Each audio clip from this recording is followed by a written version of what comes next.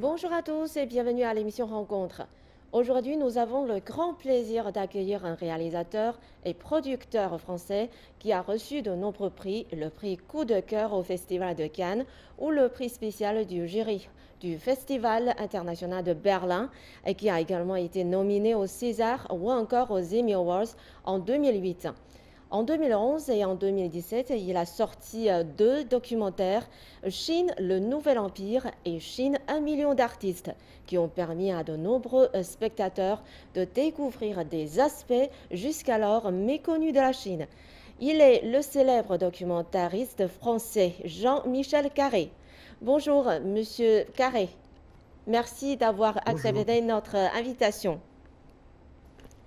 Et nous savons que vos films abordent des thèmes très variés et vous avez prêté attention aux femmes et aux enfants, par exemple. Donc, je voudrais savoir pourquoi êtes-vous intéressé à la Chine et d'où vient cette curiosité pour la Chine. Il y a plusieurs raisons. C'est-à-dire, pendant plusieurs années, j'ai fait une quarantaine de films sur la société française. Et à un moment donné, il me semblait important de traiter de la géopolitique. Donc, j'ai fait plusieurs films sur la Russie. Et après, il me semblait que c'était la Chine qui était le pays le plus important à traiter au niveau du monde.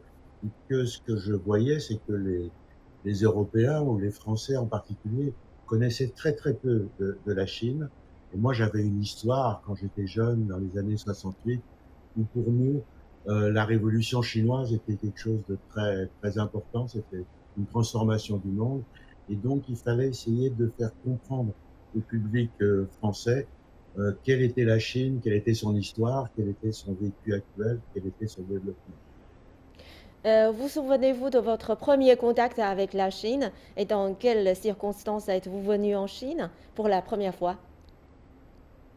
En fait, c'était un peu particulier, c'était en 2006. J'avais été invité à venir à Pékin chez CCTV pour faire une masterclass en fait de documentaire parce que il y avait un certain nombre de reportages qui étaient faits par les chaînes chinoises, mais ils étaient un peu éloignés de ce qu'était le documentaire et donc ils m'avaient choisi comme étant le représentant, meilleur représentant du documentaire et donc pendant plusieurs jours j'ai fait des masterclass, j'ai montré des films, on a discuté, fait des projections aussi à l'université. Et là, c'était mon premier voyage en Chine, voilà, qui était vraiment tourné autour du documentaire. Et dans vos films, vous parlez des Jeux olympiques de Beijing 2008, des grandes mutations traversées par la Chine ou encore du Confucius. Dans votre film Chine, le nouvel empire, vous avez consacré 3 heures pour raconter l'histoire de la Chine d'un demi-siècle. Et nous savons que la Chine, c'est un pays qui a une histoire longue et riche. Donc, d'après vous, à quel point l'histoire a-t-elle façonné la Chine et quel regard portez-vous sur l'influence du Confucius en Chine? Alors au niveau de la Chine, c'était très important. On parle souvent en Occident de la Chine comme ayant 5000 ans d'histoire, ce qui est une réalité, mais la particularité de la Chine dans le monde aujourd'hui, qui n'a jamais cessé d'exister. Il y avait l'Égypte, il y avait Rome, il y avait la Grèce. Tous ces pays sont devenus, bon, maintenant, ces empires sont devenus des petits pays, et seule la Chine a continué et donc, ça me semblait absolument essentiel de traiter, euh, de traiter la Chine. Et en effet, dès qu'on veut traiter la Chine, on parle aussi de Confucius. Et là aussi, ça a une histoire un peu reliée à la France. C'est-à-dire qu'on peut dire qu'à partir de Confucius, la Chine était un pays laïque, c'est-à-dire une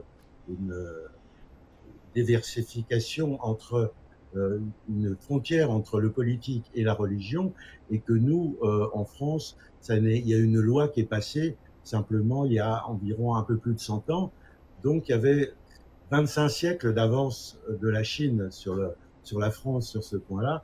Donc c'était très important les citoyens français comprennent qu'est-ce qu'était Confucius parce que la culture chinoise est profondément marquée par l'histoire de Confucius. Et votre premier documentaire sur la Chine sorti en 2011 et votre deuxième documentaire sorti en 2017. Donc, durant cet intervalle de 6 ans, quels sont les changements qui ont survenu en Chine qui vous ont le plus marqué? C'est-à-dire ce qu'on voit à chaque fois que je retournais en Chine, je voyais d'une part que l'industrialisation, la richesse augmentait, qu'il y avait une ouverture de plus en plus grande au niveau de la culture, au niveau de la vie des gens, aussi bien dans les campagnes que dans les villes. À chaque fois que j'y retournais, tous les 3 ou 4 mois, j'avais du mal presque à reconnaître un peu la Chine. Ça évoluait sans arrêt et que pour moi, c'est une sorte de continuité. Ça continue toujours. J'attends vraiment la fin de l'histoire du Covid pour revenir très prochainement en Chine et voir qu'est-ce qui s'est passé, comment ça a encore changé. Et comment s'est déroulé le tournage en Chine? Est-ce que vous avez des anecdotes à partager avec nous? Avez-vous rencontré des difficultés? Non, en fait, j'ai eu beaucoup de discussions avec l'ambassade à Paris par rapport au projet que j'avais de faire découvrir la Chine. Et il y a eu un rapport de confiance très, très important. Et au niveau de la Chine, j'ai jamais eu de problème de tournage. Et ça m'a, il y a quelques anecdotes, notamment, une des choses qui m'avait frappé, c'était près de la place Tiananmen, il y avait à Hutong, où il y avait une famille d'ouvriers, et ils me racontaient comment ils étaient un peu perdus par rapport à ce qu'ils avaient vécu à partir des années 50, comment pour eux il y avait des rapports entre notamment les ouvriers et les patrons qui étaient très proches, les gens s'entraidaient, il n'y avait pas des grosses différences de salaire, et qu'aujourd'hui ils étaient un peu perdus parce qu'ils voyaient des gens très riches et puis d'autres qui étaient encore pauvres, même si le niveau de vie augmentait sans arrêt. Et c'était assez touchant de voir, alors que sans arrêt l'Occident critique la Chine, que, je veux dire, toute cette histoire, elle était pour ce couple d'ouvriers très passionnante et ils étaient très heureux en même temps de voir le niveau de vie, mais en même temps, ils étaient un peu perdus par cet apport de richesse aussi qu'il y avait en Chine et pour lequel il n'était pas habitué. Il a peur que les gens deviennent un peu plus individualistes, alors ce qui est fondamental en Chine, c'est le côté collectif et l'entraide aussi entre les gens. Mhm. Et c'est vrai que j'ai remarqué que dans vos films, vous interrogez beaucoup de gens ici, issus des horizons très variés. Vous avez interrogé des artistes, des paysans, des ouvriers, etc. Donc on voit dans vos films beaucoup de gens ordinaires. Donc ces Chinois ordinaires sont-ils différents des Français ordinaires, d'après vous?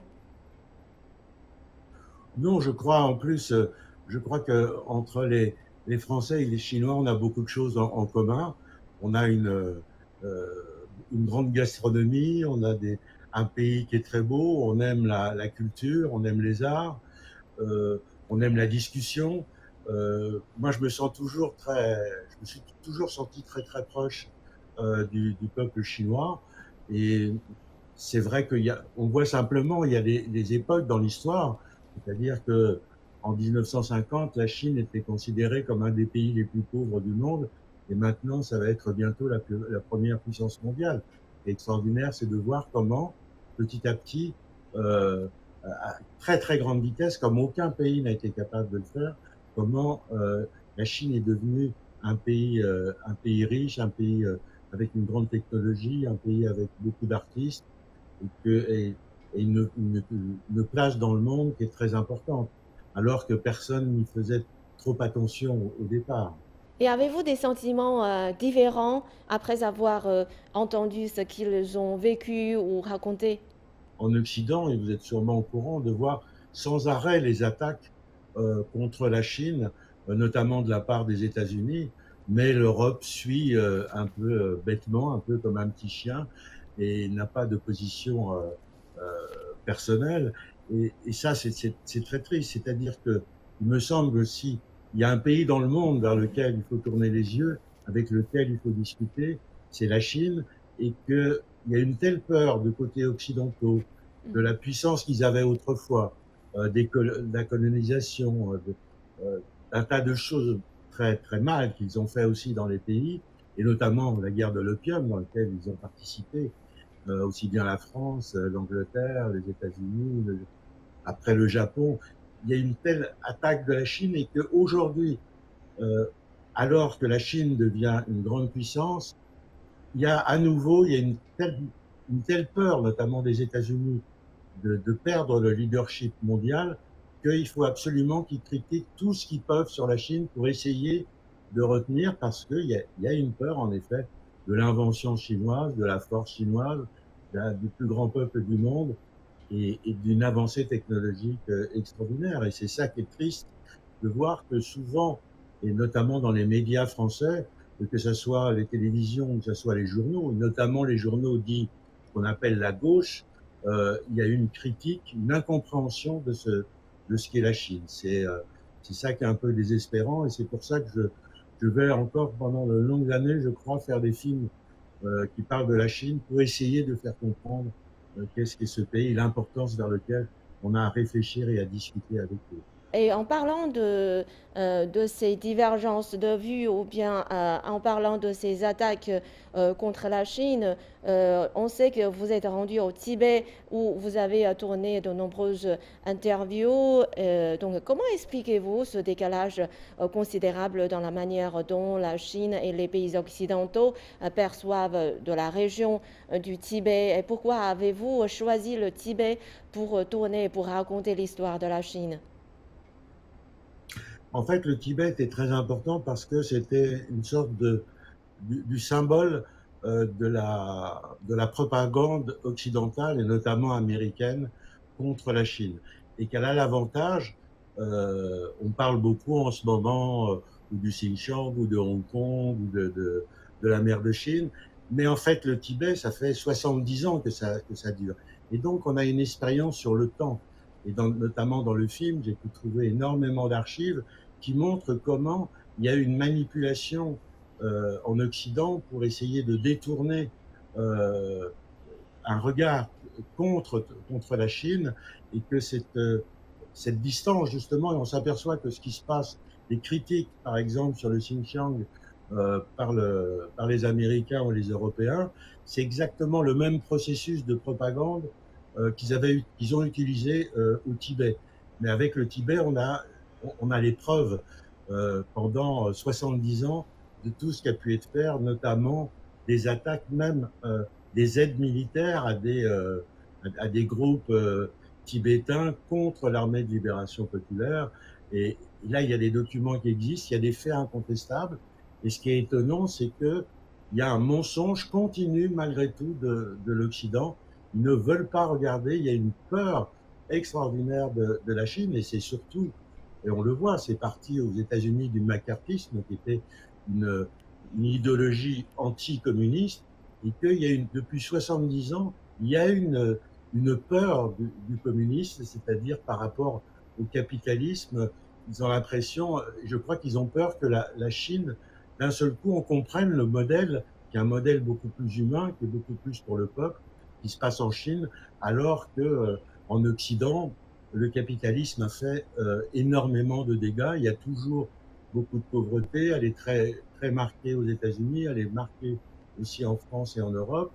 Et qu'il y a eu énormément de catastrophes dans le monde entier à cause de l'idéologie américaine, et que je crois qu'ils ont une peur que ça soit clair, que ça soit visible et qu'il se passe enfin autre chose, qu'il y a un espoir du côté de la Chine.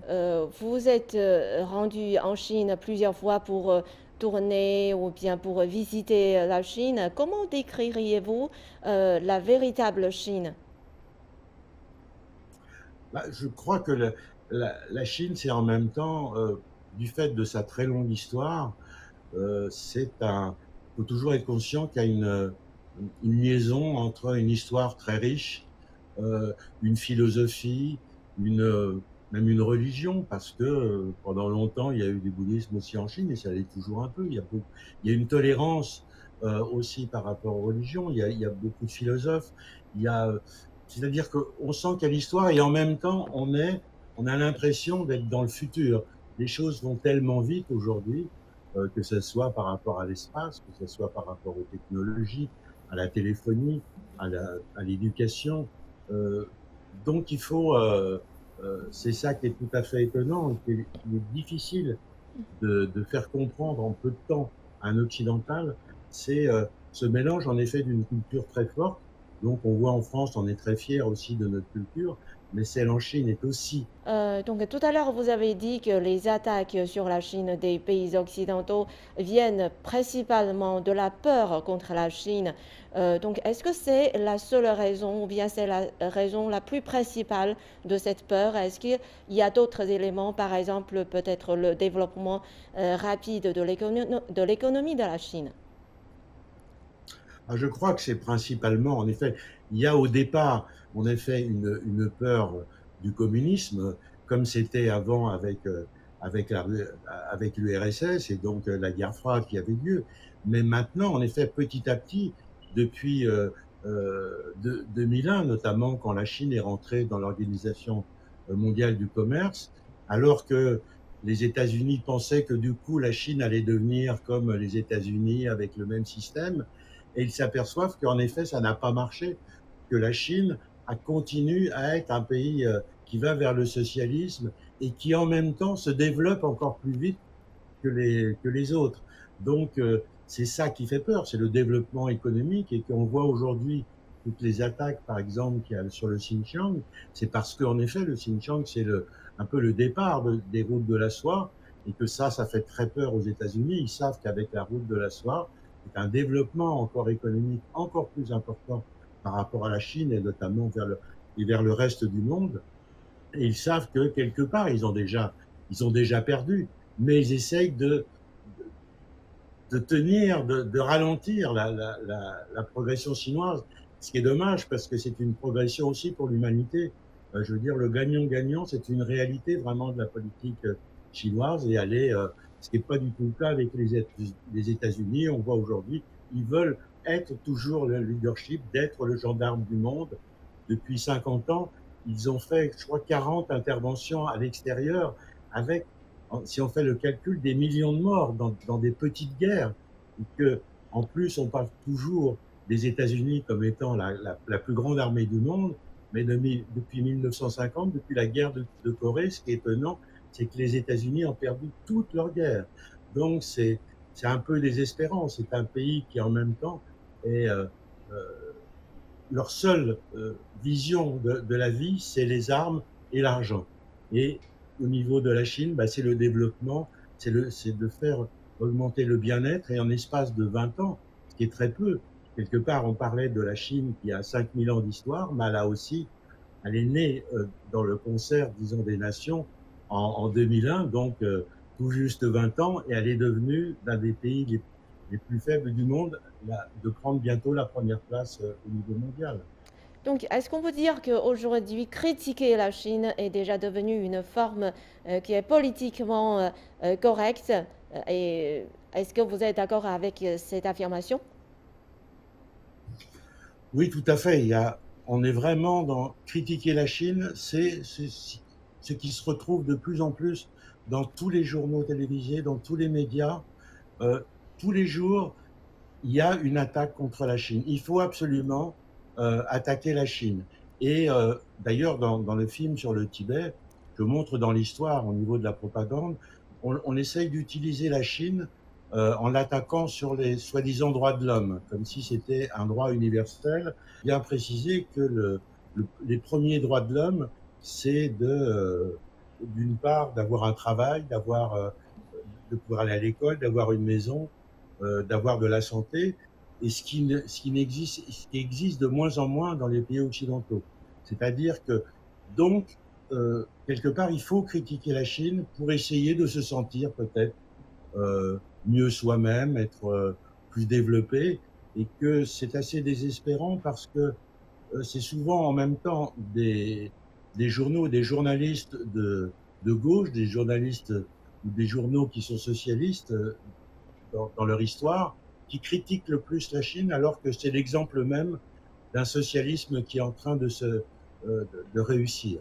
Qu'est-ce qui vous a le plus marqué lors de votre visite au Tibet? Avez-vous des anecdotes à raconter sur vos expériences de tournage ou bien des rencontres qui vous ont particulièrement marqué? Parce que ce qui était le plus étonnant pour moi au Tibet, c'est la première fois que j'y suis allé, parce que on entendait en effet toujours les, euh, les paroles ou les critiques de l'Occident contre le Tibet en disant il n'y a plus de religion, les gens, il n'y a plus de tradition, les gens ne parlent plus tibétain, il y a de la pauvreté. Et, et on s'aperçoit simplement en sortant de l'aéroport ou de la gare, d'un seul coup, on voit des gens qui sont habillés tout à fait de manière traditionnelle, mais aussi de manière moderne, qu'il y a des gens partout qui sont en train de prier avec des moulins de prière, que les gens parlent tous tibétain, ils parlent aussi mandarin, mais ils parlent aussi tibétain.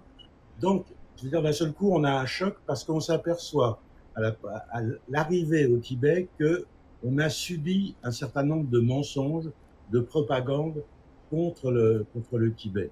Et alors, ce qui m'a. Et quand on rentre en même temps dans l'histoire du Tibet, comme j'ai pu le faire pour faire ce film, et de voir l'histoire, qu'est-ce qu'était le Tibet au début du XXe siècle, j'ai retrouvé beaucoup d'archives où on voit en effet la pauvreté qu'il y avait dans ce pays. Il y avait du servage, même par moments de l'esclavage. Et ce qui m'a frappé, c'est que à un moment donné, j'ai rencontré des personnes qui avaient vécu, qui étaient tout jeunes, qui étaient enfants ou adolescents au moment de 1950, et qu'ils me racontaient en effet ce qu'ils avaient vécu, et que pour eux, ça a été une transformation extraordinaire, l'arrivée de l'armée de libération populaire au Tibet, et que ça a été une vraie révolution pour eux, et que ils se demandaient qu'est-ce qui se passait. Ils n'imaginaient pas qu'il pouvait avoir un monde aussi différent, qu'on pouvait aller à l'école, qu'on pouvait enfin manger à sa faim, qu'on pouvait découvrir des choses, qu'on pouvait voyager, et que c'est ça qui était tout à fait extraordinaire avec le Tibet, c'est la différence qu'il peut avoir entre la vision, les paroles de l'Occident qui n'arrête pas de critiquer en disant comme si c'était quelque chose, une région totalement délaissée et pauvre et écrasée par la Chine, alors qu'on s'aperçoit que c'est comme dans le monde entier, les gens vivent bien, il y a un développement extraordinaire, il y a des autoroutes, il y a des hôpitaux, il y a plein d'écoles, j'ai été dans plusieurs écoles, c'était tout à fait extraordinaire, et de voir, en effet, au niveau même des petits, on leur apprend en même temps le tibétain et aussi le mandarin. Donc, et en plus l'anglais, souvent, la plupart du temps. Donc, je veux dire, il y a un vrai développement, il y a un mensonge de l'Occident extraordinaire sur le Tibet. Et c'est pour ça que ça me semblait indispensable qu'il fallait commencer, disons, la contre-propagande en montrant simplement la réalité de ce que c'est le Tibet. Mais je peux vous dire que c'est extrêmement difficile en Occident d'arriver à faire un film différent sur la Chine, parce que tout le monde voudrait qu'on ait toujours le même discours.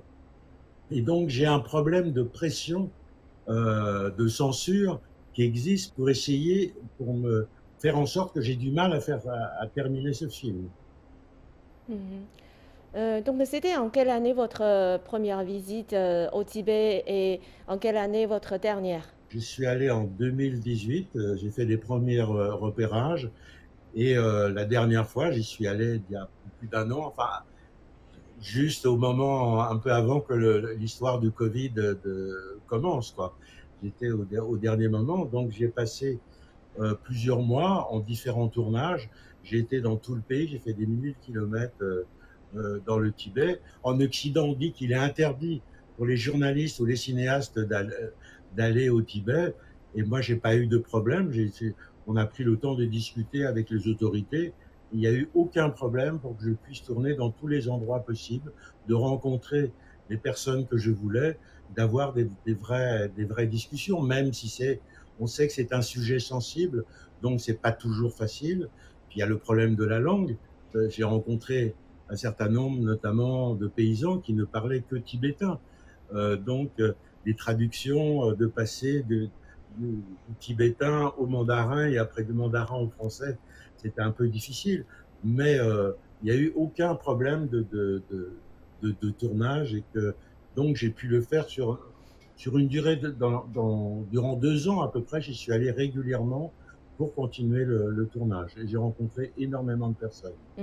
Et tout à l'heure, vous avez dit, vous avez parlé des attaques et de la pression venant des pays occidentaux. La raison, c'est que vous avez fait des documentaires sur la Chine réelle. Je voudrais savoir comment avez-vous réagi à ces attaques et à cette pression? Et pour la Chine, qu'est-ce que la Chine doit faire pour survivre cet environnement difficile? On dit en Occident qu'il y a un peu de liberté d'expression au niveau de la Chine, mais je peux vous dire, moi je vis actuellement le manque de liberté d'expression totale au niveau de l'Occident. C'est-à-dire que c'est vraiment extrêmement difficile d'arriver à avoir un discours, d'arriver à monter un film qui montre autre chose de la Chine que ce que l'Occident veut bien en montrer. Et donc, il faut absolument, c'est là où il y a besoin, en même temps, il y a l'aide du côté de la Chine, qui essaye en effet que ce film aussi puisse exister, me permettre de tourner, de montrer la réalité. J'ai jamais eu aucune censure du côté de la Chine. On m'a pas demandé de regarder mes images, de vérifier, de pas aller dans des endroits. J'ai eu une totale liberté et malgré tout, tout est fait pour que je ne puisse pas faire ce film. Même, vous savez, le dernier film que j'ai fait sur les artistes, il a été diffusé exactement à la même heure, le même jour que la finale de la Coupe du Monde de football en 2018, où il y avait la France qui était en finale. Donc, je veux dire, pour montrer un film sur la Chine en plein mois de juillet, en plein été, pendant les vacances et pendant la Coupe du Monde, ils ont diffusé mon film. Donc c'est vraiment une sorte de censure déguisée. On fait en sorte que les gens ne voient pas ce film. Et donc, je suis obligé de me battre au niveau des chaînes, au niveau des réseaux sociaux, pour que ce film puisse exister et soit vu dans le monde entier. Et ça a été quand même la possibilité avec Chine, le Nouvel Empire, mon premier grand film sur la Chine. Mais ça va être à nouveau une bagarre extrêmement dure pour faire exister un autre regard sur la Chine. Je sais que durant votre jeunesse, vous avez suivi des études de médecine. Donc, pourquoi ce changement de cap vers le documentaire? Et pour vous, qu'est-ce qui fait la force et la particularité du film documentaire? En fait, oui, depuis l'âge de 5 ans, j'avais une passion pour la médecine. Je voulais devenir chirurgien. Donc, j'ai fait des études de médecine. Mais entre-temps, adolescent, j'ai découvert la force du cinéma. Et c'est vrai qu'il y était une période autour de 68, dans les années 60-70, où il y a beaucoup de choses qui se sont passées en France. Il y a eu un moment très contestataire de, de la jeunesse. J'ai laissé tomber un peu la médecine. Je me disais, il y a assez de médecins, mais il n'y a pas assez de cinéastes. Et de travailler notamment sur le documentaire, sur la réalité. On avait aussi une censure qui existait au niveau, on tourne en fiction, on raconte des belles histoires, mais on ne montre pas la réalité. Et ça, c'est la force du documentaire, d'essayer de montrer la réalité dans le monde entier, aussi bien dans la vie quotidienne près de chez vous, mais aussi dans les histoires de géopolitique. Et pour moi, là, c'est la force du documentaire. En général, quand les gens ont vu un documentaire, c'est quelque chose qui leur reste dans la tête, qui leur permet de réfléchir, qui leur permet d'être des citoyens libres. Alors bon, c'est important la fiction, parce que ça raconte des histoires, on a besoin de se détendre. Merci, Monsieur Jean-Michel Carré. Merci de votre partage et de vos réflexions, et de vos analyses qui font réfléchir. Merci beaucoup. Merci à vous. À bientôt. À bientôt. Et chers téléspectateurs, merci de nous avoir suivis. À la prochaine.